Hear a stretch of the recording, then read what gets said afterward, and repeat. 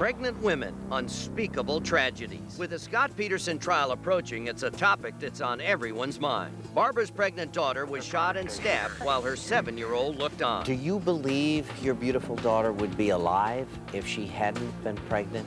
Then, caught on tape, you won't believe what Michelle's fiancé was doing to her and their unborn baby. And Gloria Allred brings us the latest on the Scott Peterson case from California. That's coming up right now.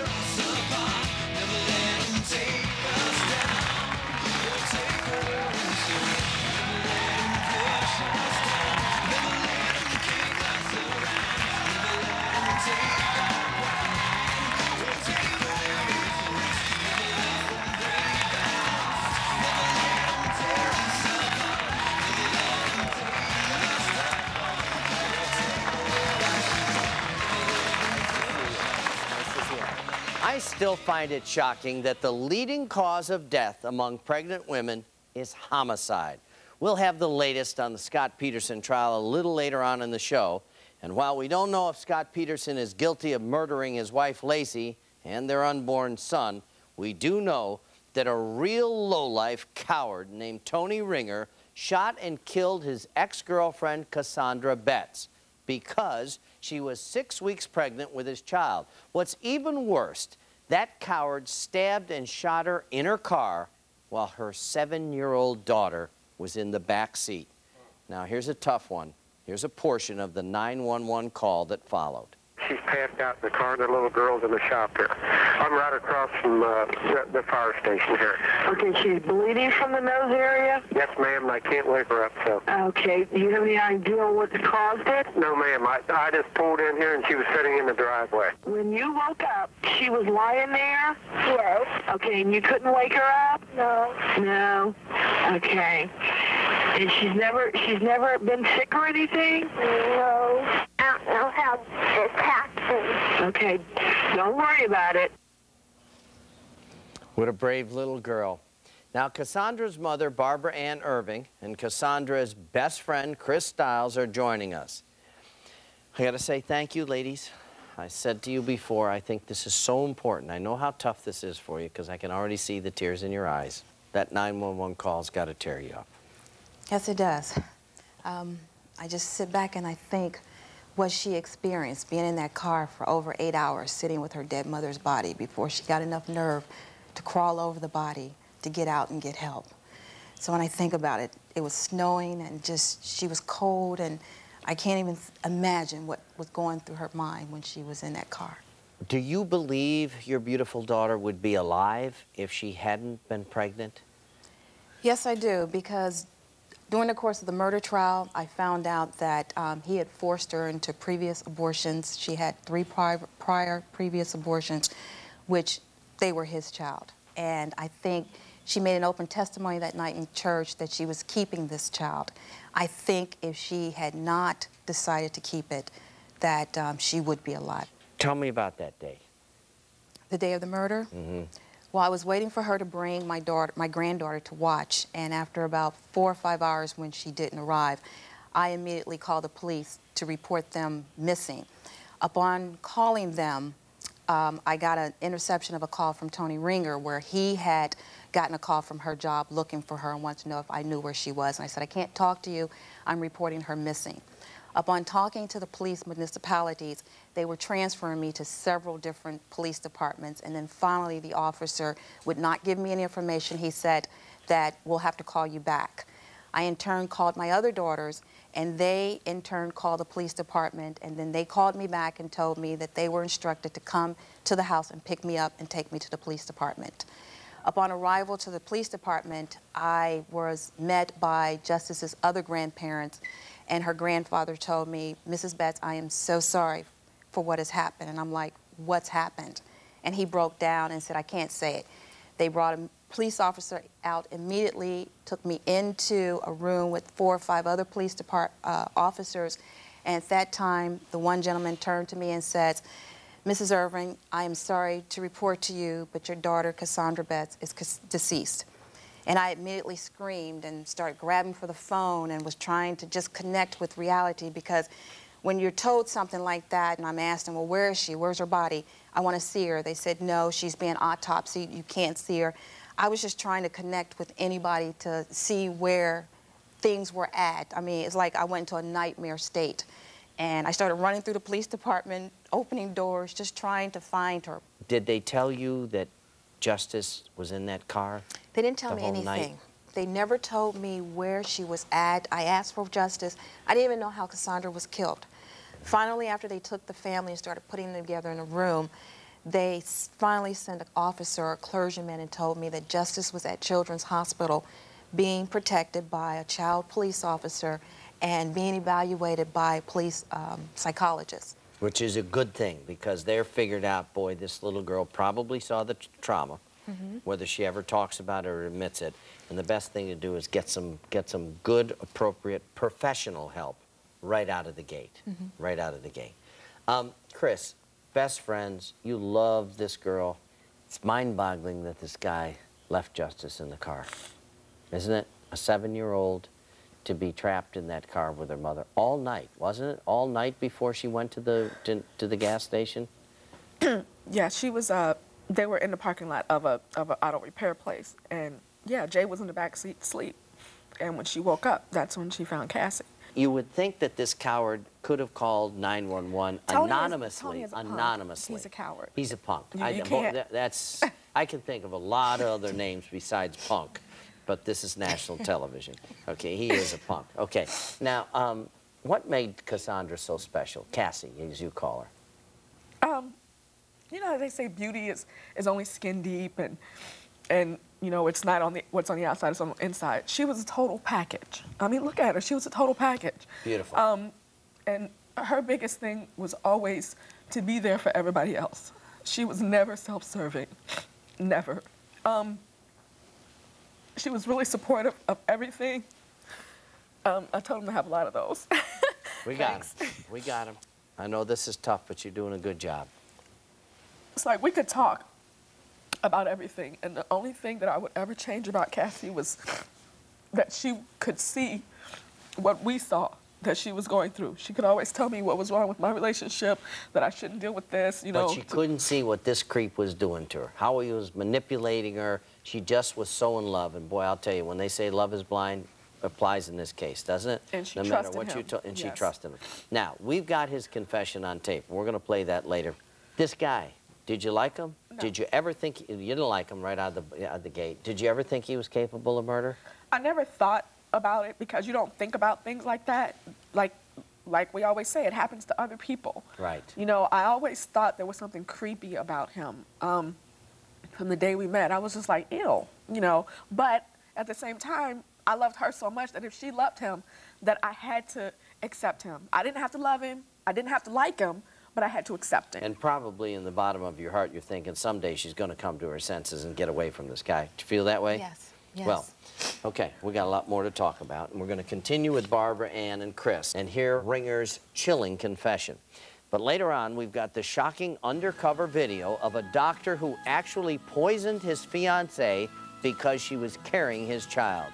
You won't believe your eyes. Stay with us. We'll be right back.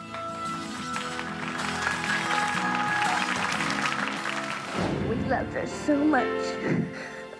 Every time she came in the room, she would brighten up all of our days. But now, we can't have those days.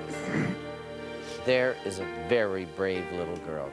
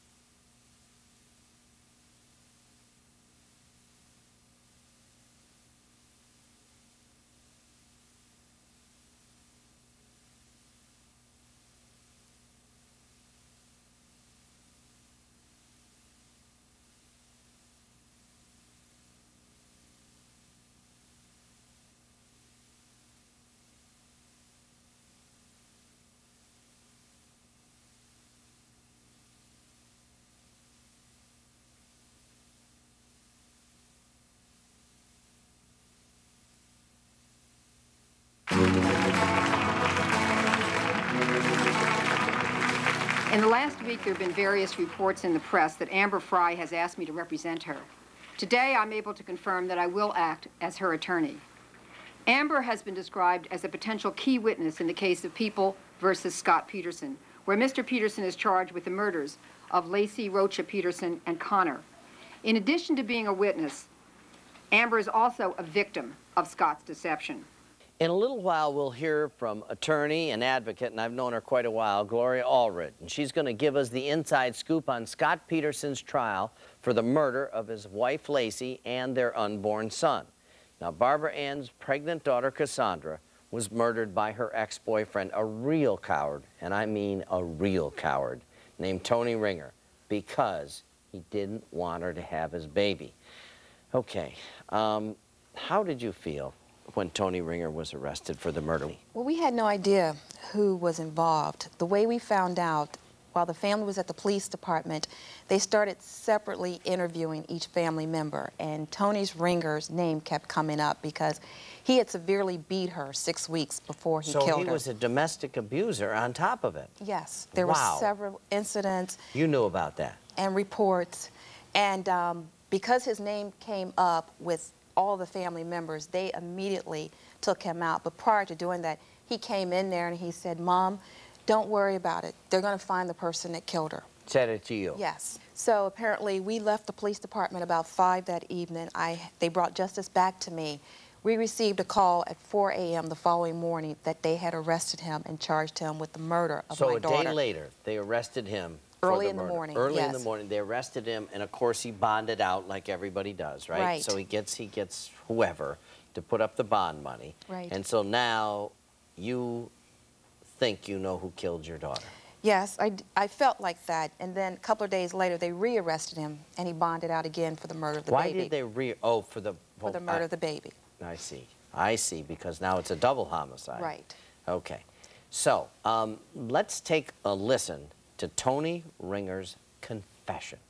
I should have called the police. I was scared. I didn't know what to do. I tried to coerce her into giving me the gun or throwing it away because she didn't need it anymore, because she was going to use it for the wrong thing.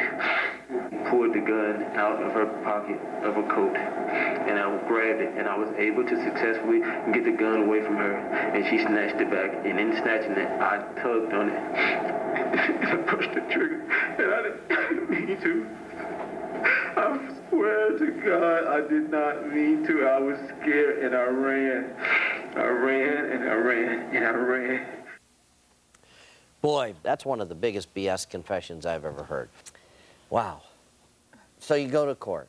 It must have been a nightmare because you finally got to trial, what, how many months later? It took us 14 months to get him in there. 14 months. So all this time, what's he doing? He's out. He's out. He's out on bond. Partying. Traveling. He got married. No, wait a second. Oh, no. He got married. No, wait a second. He's partying. He's partying. He says it was self-defense, and he gets married. Married to who? Who would marry the a other guy? woman. Oh, there was another woman involved. He made arrangements on the weekend that Sandy, which was that prior weekend before he killed her, he made arrangements to marry another woman that upcoming Saturday. So this is mind-boggling. She tells him that weekend she's pregnant. He makes arrangements on Monday to marry the other woman on Saturday. He kills my daughter early Thursday morning, and he didn't marry the girl that coming Saturday, but they eventually did get married. Is she still married to him now while he's in prison? No, they had it annulled. They had it annulled. Right. What is this woman thinking? I mean, when he has a history of domestic violence against Cassie, what is this woman thinking? Well, you would think that she wouldn't be there, or either being a mother myself, I would keep my daughter away. But she was behind him 100%. She appeared at every court hearing. And what was so hurting is to see them dance and lollygog in the hallway that, oh, he's going to get off. And I actually went to church one Sunday and sat behind Tony Ringer in the church. And thoughts of just killing him was going through my mind. And he could feel the anger. They eventually got up and walked out of the church. But I don't understand it. I truly don't understand why she did that. I would have never let my daughter marry a man that was on trial as an accused murderer. Mind-boggling, mind-boggling. Your younger daughter, tell me her name, Kamisha, and she's only 10 years old, so she was about 8 at the time of the trial. Now, in many states, 20 states don't allow this, but victims are allowed to give a victim impact statement. I know you did. I know you had the courage to do it, but I think it's incredible that your 10-year-old daughter made a victim impact statement. And I want this audience to hear that. We loved her so much. Every time she came in the room, she would brighten up all of our days. But now, we can't have those days. There is a very brave little girl. You can be very, very proud of her to say how much she loved her sister. You had to go through it too. Tough. But you got to speak for those people who can't speak for themselves. I don't see how we can, as a society, allow victims to have 5 minutes in that courtroom to let that jury know how that devastated you.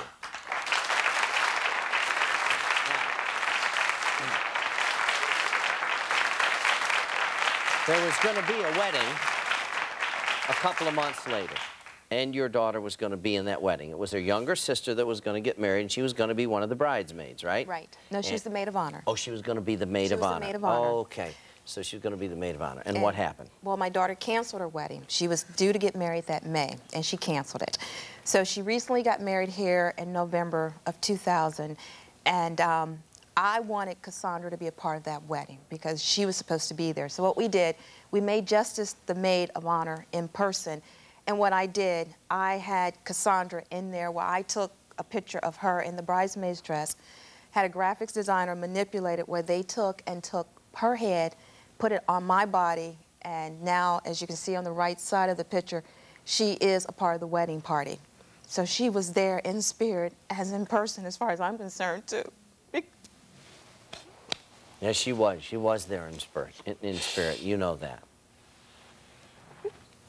Her loss has devastated my family so much that now it's like every day I think about her. There's not a day go by that I don't think about her. And I work so hard with people to keep them aware of what's going on and to let them know that this is for real. Many people think, and I did, these things you see on television, it would never happen to you. But when it happens to you, it's the worst nightmare you can ever imagine. It's like you never wake up from it. And I have to live this because they tell me life goes on. But life doesn't really, in a sense. It stands still. And this is my way of keeping her a part of my life. She's at home with me. She's cremated. I talk to her every day. And she's involved in every family gathering, believe it or not. We have her a part that everybody comes and hits her urn and say, hey, girl, what's going on? Or light the candles. But I just can't let her go. Well, she'll always be with you. And I got to tell you what. Adam was murdered 22 years ago. I have those pictures of that 6-year-old boy everywhere. He'll always be there. And she's your angel. She's your angel. Okay. The trial, Tony Ringer sentence, and the latest on Scott Peterson. When we come back, stay with us.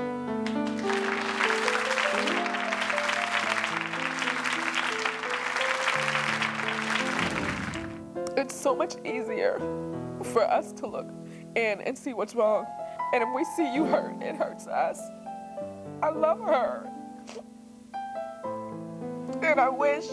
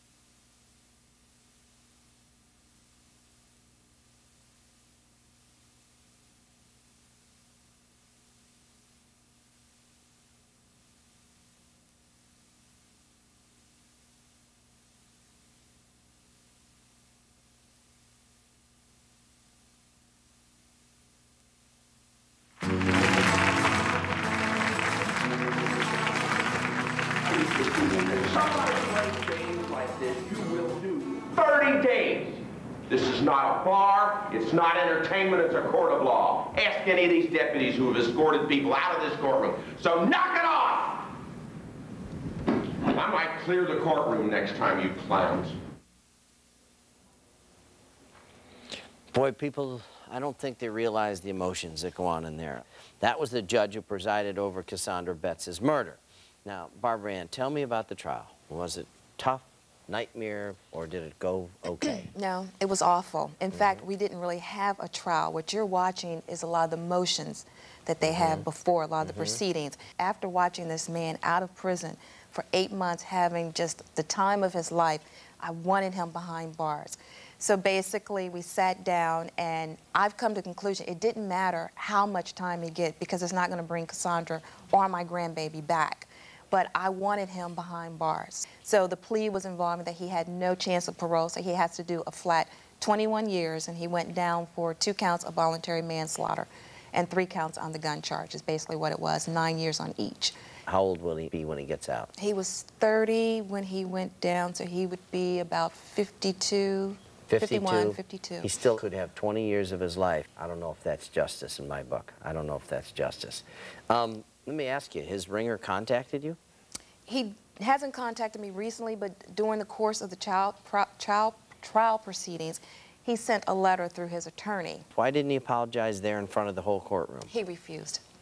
No, wait a second. That was the perfect time for this guy to turn around in that courtroom and say to you, I'm sorry for killing your daughter and your grandchild. And he didn't do it. He didn't. He would not even look me in the face. Couldn't do it. No. You know why? Got no guts. Right. Got no guts. Big time coward. Big time. So he sends you this apology letter through his lawyer? Yes. Can you read it for us? Mr. and Mrs. Irving, I apologize to you and your family for the hurt and loss you have endured, and I earnestly seek your forgiveness. Your family has known me all my life, and it hurts to know you can think such negative things about me.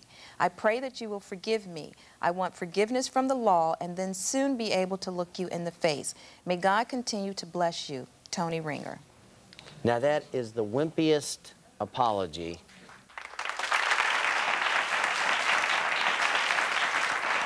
You made a special tribute to your daughter, which I thought was wonderful, and we're going to show that right now. My daughter Cassandra was sunlight, fresh air, and all about love. She was a wonderful single mom, and even though it was hard, she made parenting look easy. For those of us left behind, especially her precious daughter Justice, the pain is immeasurable. Today, there are 2 empty seats at our family table. One for Cassandra and one for the grandchild I will never know. Although our hearts ache and we miss them every single day, their beautiful spirits are always with us. That was lovely. I'll tell you, it was just like a poem. It was just like a poem to your daughter. Proud of you. I got to ask you, friend, what would you say to women that are out there that are watching this, that are in abusive relationships? To anyone who's involved in an abusive relationship, there's a reason that you're there, and that's to learn that you deserve better than that. And as her friend, and as anyone's friend who may be going through this,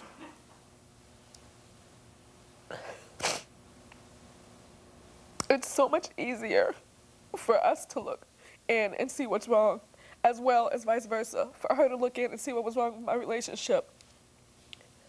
Partners come and go.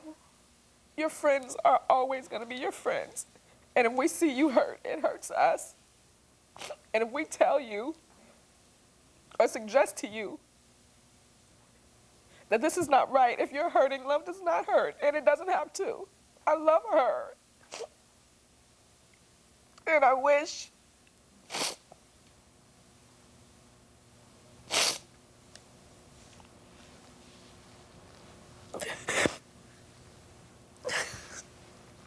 I know this is tough. I know what you want to say. Listen to me. I'm your friend. Take my advice.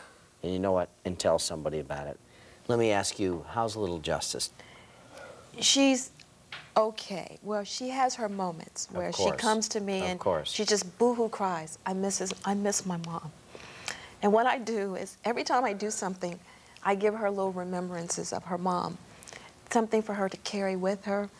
And I told her, I said, sweetheart, your mommy loves you, and she's looking down on you. And so we're going to get through this, you know? Yeah.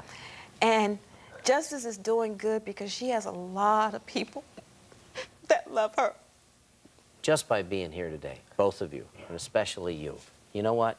You're making sure that that beautiful girl didn't die in vain. I'm proud of you. God bless you.